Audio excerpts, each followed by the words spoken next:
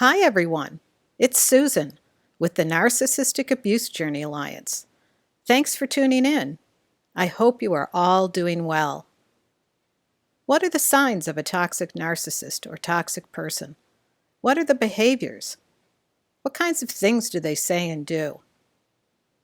Fortunately or unfortunately, this is going to be more of my take on the subject. So you don't have to agree with me.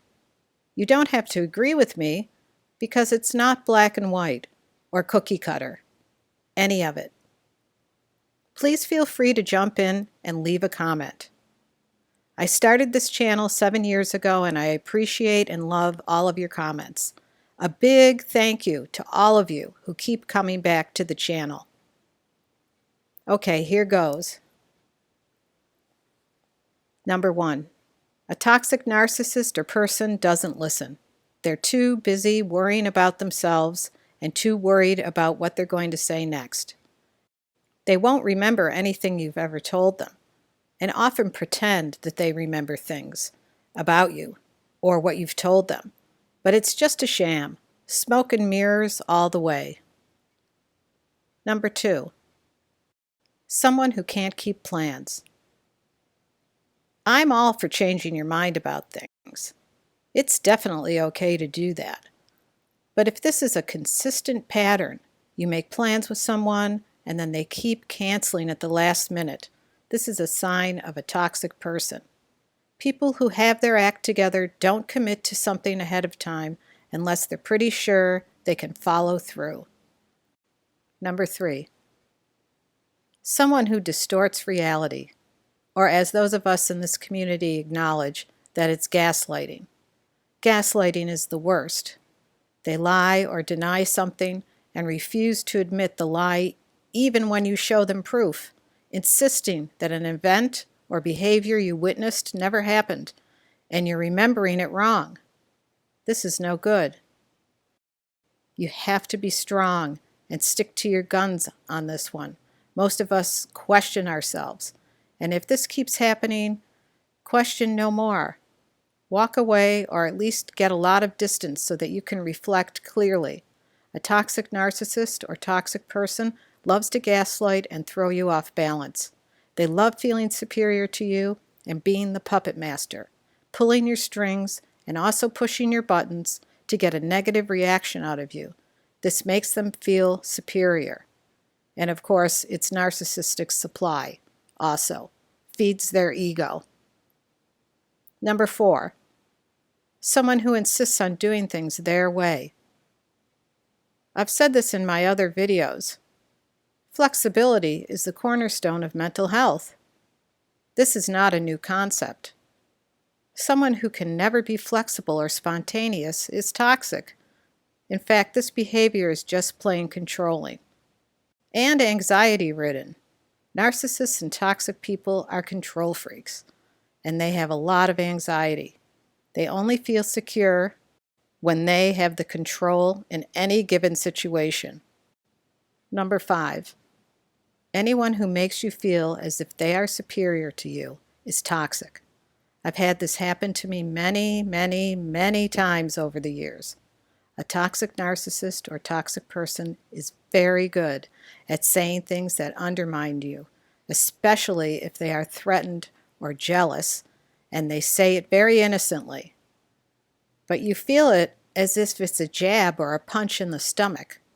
And that's a real thing, a real feeling, so don't ignore it. Number 6. Someone who is always creating drama. Bad sign and toxic. Resist being pulled into their drama. Number 7. You feel yourself holding your breath when in the company of this person.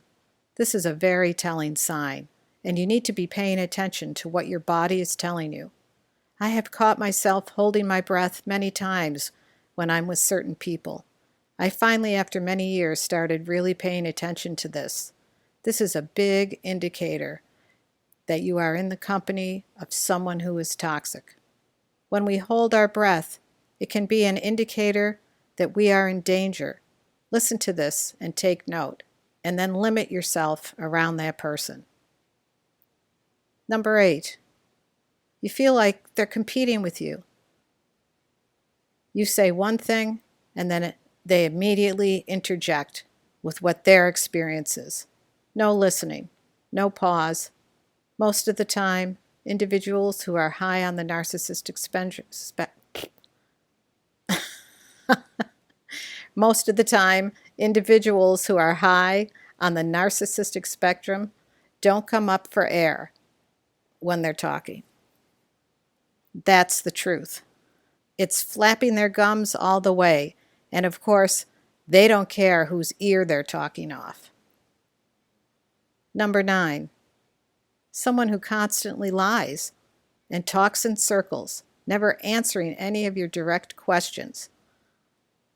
This is, of course, one of the most important signs. It's very toxic. An extreme narcissist and a toxic person constantly lies. They lie for various reasons, but mainly to maintain control.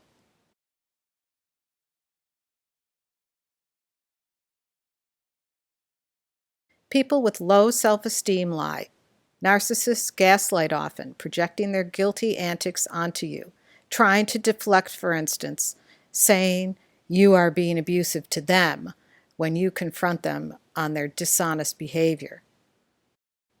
Such as, pubic hair today, gone tomorrow. This is a big red flag.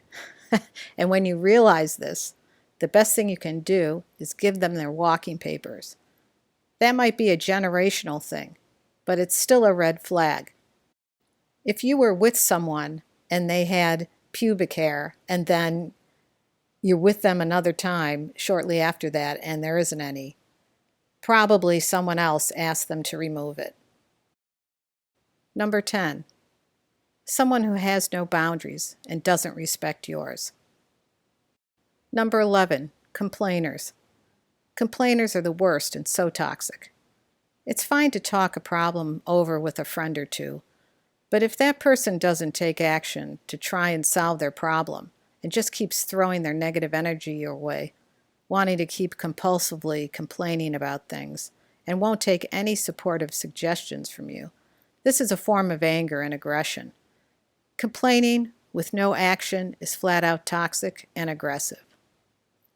Number 12, people who yes you to death.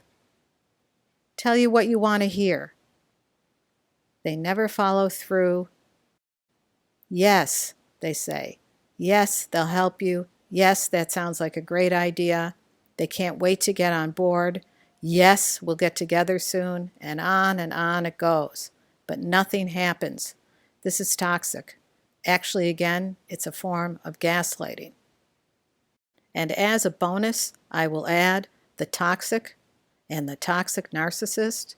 They can bamboozle anyone, even very nice, smart, and well-intentioned therapists. They marry them. And I would say most therapists don't really understand the severity and the depth of the damage a toxic narcissist can do in a relationship. And all of these points I'm discussing now are not in any specific order or priority. So that's it for now. I want us together raising public awareness about narcissism, narcissistic abuse, and toxic relationships, because that is the way we will make the world a better place. Please like, share, and subscribe. Please leave a comment below and pass this video on to anyone you know who would benefit from it. Sending you all a big tight hug and lots of love, and I'll be in touch again soon.